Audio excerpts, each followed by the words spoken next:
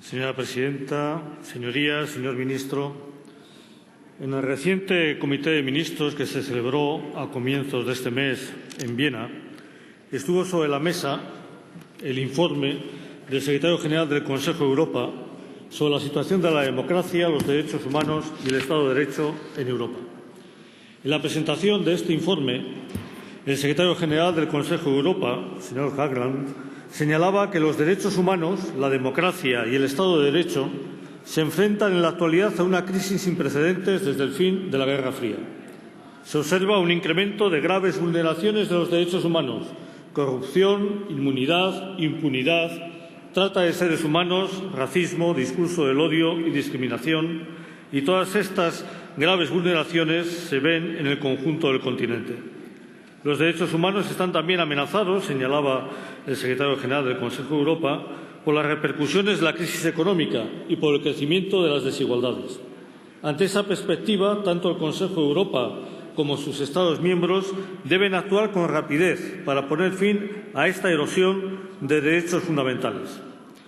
En dicho informe se califican como especialmente inquietantes vulneraciones referidas a discriminación hacia minorías étnicas y nacionales, referidas a condiciones de detención y situación de las cárceles, a corrupción, a malos tratos infligidos por agentes de las fuerzas de orden público, a la exclusión social, a la organización y funcionamiento del sistema judicial, a lagunas en los derechos reconocidos a los emigrantes y demandantes de asilo, duración excesiva de los procedimientos judiciales, trata de seres humanos, ataques a la libertad de expresión y a la libertad de información. En definitiva, todas estas cosas seguro que a ustedes les suenan, porque desgraciadamente están muy presentes también en el caso del Estado español, como en otros casos de otros Estados de la Unión Europea. Por otro lado, también estas denuncias del Consejo de Europa coinciden con numerosas denuncias que se producen en el ámbito del Estado español y que se han realizado en esa misma dirección por parte de agentes sociales, sindicales, partidos políticos, organismos oficiales de la judicatura, organizaciones no gubernamentales y diversas instituciones. Pero creo que es bueno poner cara y ojos a estas bonitas palabras del informe del Consejo de Europa, ¿no? Un informe que creo que es muy interesante el conocerlo, leerlo y ver cada una de las recomendaciones, porque creo que dan pistas sobre actuaciones concretas que deben efectuar los gobiernos y, en concreto, en el caso del Estado español, el gobierno del señor Rajoy. Y por empezar por los distintos capítulos, ¿no? Por ejemplo, se refiere el informe al capítulo de integridad física y dignidad humana. Y ahí señala algo que nosotros hemos denunciado en muchas ocasiones, ¿no? Es decir, habla que uno de los elementos de preocupación en el Estado son la tortura y malos tratos infligidos por las fuerzas de seguridad, ¿no? Y ahí no lo decimos solo nosotros, esta misma semana hay otro informe de Amnesty International, la tortura en 2014, en que dice que en los últimos 30 años no se ha avanzado nada en la prevención de la tortura. Es decir, que sigue siendo una asignatura pendiente. Y creo que este es un elemento también que tenemos que poner encima de la mesa. Eso sigue siendo una asignatura pendiente. Sigue predominando la impunidad en este ámbito, ¿no? Cuando no la inmunidad, ¿no? Hay un elemento que señala el Consejo de Europa, ¿no? La necesidad de implantar órganos especializados independientes para analizar las denuncias. Porque sabemos que muchas veces las denuncias se despachan con un todos dicen lo mismo o todo es una disculpa o todo es una estrategia, ¿no? Creo que sería importante que por parte del Gobierno se tome en serio esa cuestión y esa recomendación del Consejo de Europa, estableciendo ese órgano especializado independiente para analizar las denuncias. Otro de los capítulos que subraya en este ámbito es el que se refiere a lo que denomina las condiciones de detención y la situación de los presos, la superpoblación en las cárceles, el tratamiento no correcto de ciertas categorías de presos. Y ahí precisamente hoy, no hoy sino mañana, se cumplen 25 años de la puesta en marcha de la política de dispersión, que creo que, no solo creo yo, sino que las instituciones vascas de forma mayoritaria y continuamente a lo largo del tiempo lo han denunciado como una política que va en contra de los derechos humanos, una política que afecta y castiga a personas que nunca han tenido una condena, como son los familiares de las personas que están presas, ¿no? Y es una política, además, que va en contra del espíritu de la Ley General Penitenciaria, que está orientada a la reinserción, ¿no? Y precisamente lo que ha conseguido es todo lo contrario, ¿no? Y yo creo que por parte del Gobierno tendría que hacer una reflexión sobre un hecho muy concreto.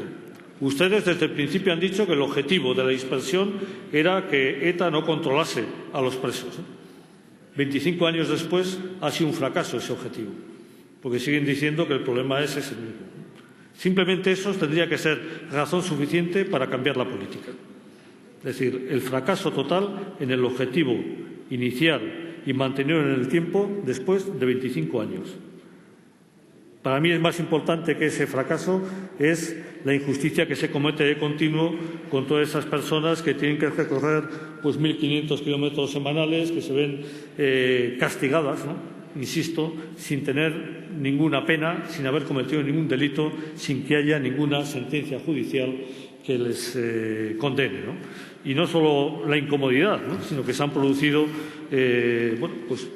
muchos muertos, desgraciadamente, también en esos desplazamientos, ¿no? Es decir, en estos últimos tiempos, 16 familiares han muerto en las carreteras en esos desplazamientos, ¿no? Creo que eso sería un elemento importante también para reflexionar, ¿no? Como también denuncia el Consejo de Europa, por ejemplo, el recurso excesivo al aislamiento, ¿no? Es decir, que es también una práctica habitual en el sistema penitenciario español que va en contra de los derechos humanos y que creo que no contribuye en nada ni a la justicia, ni a la reinserción, ni a un funcionamiento coherente del sistema penitenciario. También habla el Consejo de Europa de la trata de seres humanos, de los derechos humanos de los emigrantes y demandantes de asilo, y ahí no me voy a extender, pero tenemos encima de la mesa también todo lo que está ocurriendo con los emigrantes, ¿no? Desde los que mueren con el hundimiento de pateras, etcétera, hasta todo lo que está pasando en las vallas de Ceuta y Melilla, etcétera, ¿no?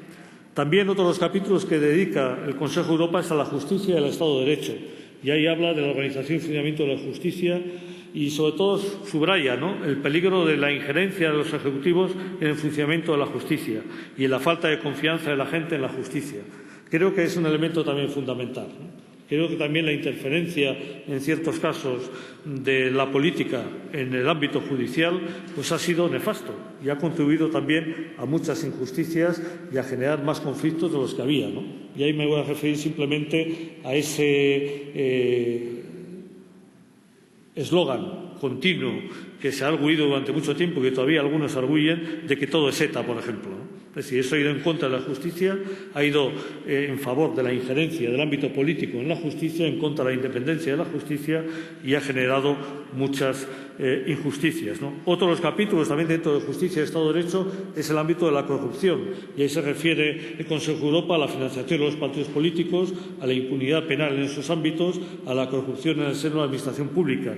Y ahí tampoco me voy a extender, creo que está en la cabeza de todos y de todas todos los problemas que hay ahora mismo de corrupción en el Estado español de forma, desgraciadamente, muy generalizada, ¿no? Y que también está generando desconfianza de la ciudadanía y está poniendo en cuestión el Estado de Derecho, ¿no?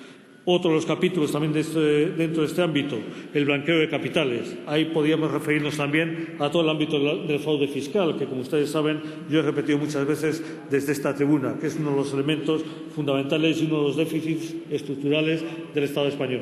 No tiene lógica que el Estado español sea el número 28 de los 28 Estados de la Unión Europea a la hora de recaudación del IVA sobre el porcentaje del Producto Interior Bruto. Eso no tiene ninguna lógica.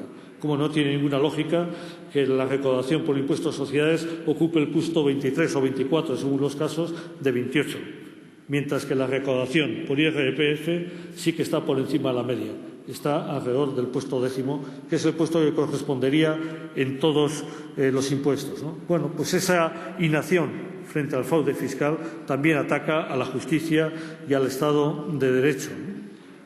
Hay otro elemento también que subraya este informe, que es el de los derechos sociales, ¿no? Uno de los elementos que subraya, ¿no?, es que precisamente la crisis está incidiendo directamente en la privación de derechos fundamentales de muchos ciudadanos, ¿no?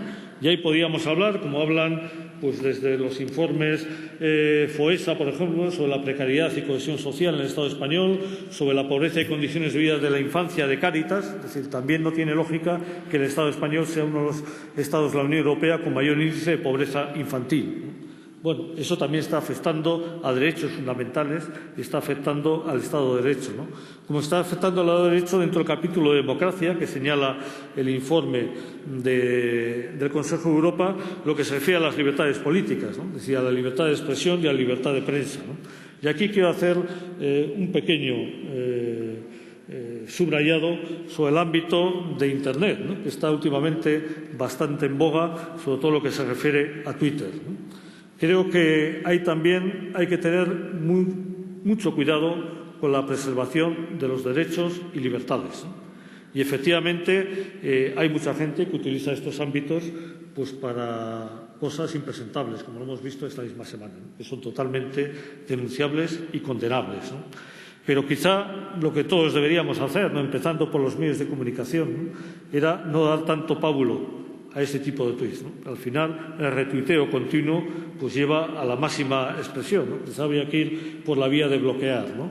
Pero quiero referirme a otro elemento también, ¿no? Yo creo que desde el Ministerio del Interior se ha dicho que se va a perseguir, etcétera. Incluso hace unas semanas hemos tenido una operación, la Operación Araña, con un componente mucho más publicitario que es real, de persecución de supuestas apologías del terrorismo que, bueno, en algunos casos realmente eran patéticos, ¿no? Uno de los detenidos había detenido por reproducir una canción que decía Tagora Betty y Tagora Lapurdi, es decir, que es una canción que se cantaba hasta los últimos años del franquismo, ¿no?, y que no tiene nada que ver con ETA, porque ETA es la conjunción copulativa ahí en euskera, ¿no? Bueno, desde esos errores. Pero ahí le diría también al Gobierno y al señor Ministro del Interior que centre sus esfuerzos en Twitter, que fortalezca, por ejemplo, la Brigada de Investigación Tecnológica, ¿no?, pues para combatir algo pues mucho más peligroso y mucho más dañino en Twitter, como es el fomento de la pederastia, ¿no?